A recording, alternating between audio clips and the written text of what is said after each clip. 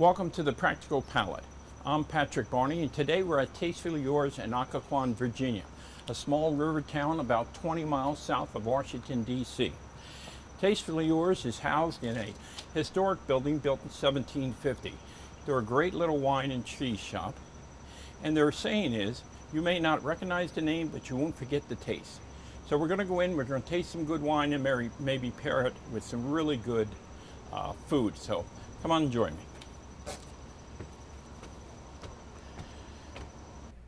Today in the Wine Attic, we're going to talk about reds, but we're going to talk about blended reds. Now, California has taught us to either like a Sauvignon, Cabernet Sauvignon, a Merlot, maybe a Shiraz, maybe a Zinfandel, maybe a white Zinfandel. But historically, wines have always been blended and named after the region. They've been doing that in Europe and Eastern Europe for centuries. So what I gotten to like is a blended red, because in a blended red, that's where the artistry comes in. That's where the winemaker does his things. He takes a little bit from here, a little bit from there, and he makes a taste that we like. Two of my favorite blended reds today that we're going to be talking about. The first one is Sacred Stone from California. Now, what is interesting about this Sacred Stone is, first of all, it's from a vineyard south of Monterey. Again, please eventually get out of Napa Valley, okay? And he blends 6, maybe 7 different grapes. Every year he blends it, and it is a secret. It's his sacred blend, okay? We don't really know what's in it. You can taste it. You could say there's some Merlot in there. There's definitely some Cabernet Sauvignon for its body. There may be even a little Shiraz. But the big thing is he never labels and tells you what's in it.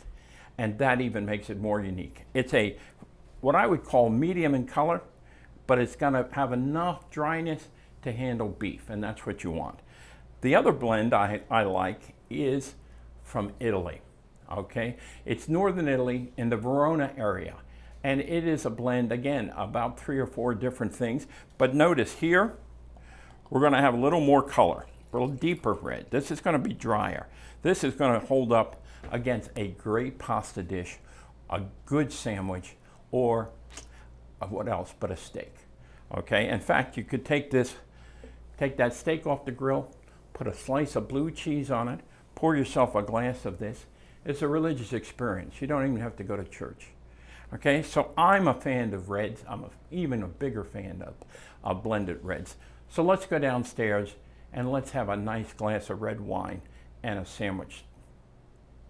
My wife Sam and I decided to come downstairs from the wine attic and have a sandwich, the Dubliner in this case, along with the red wines of choice. Now, I'm of course going to have a Modego because I like the full body, I like the dry finish to go with a hearty sandwich like the Dubliner.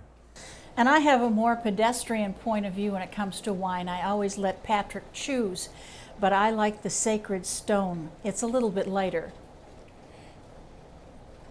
You gotta have a light wine. You're not having your big salad that you normally have, okay?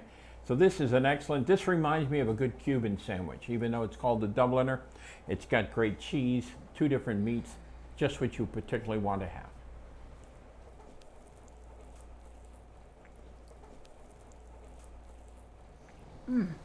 Delicious.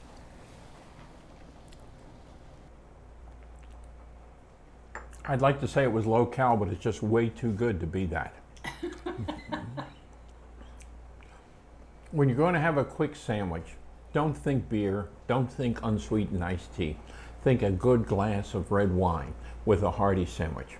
And remember, you heard it first, or at least last, at the Practical Palate, and I'm Patrick Barney.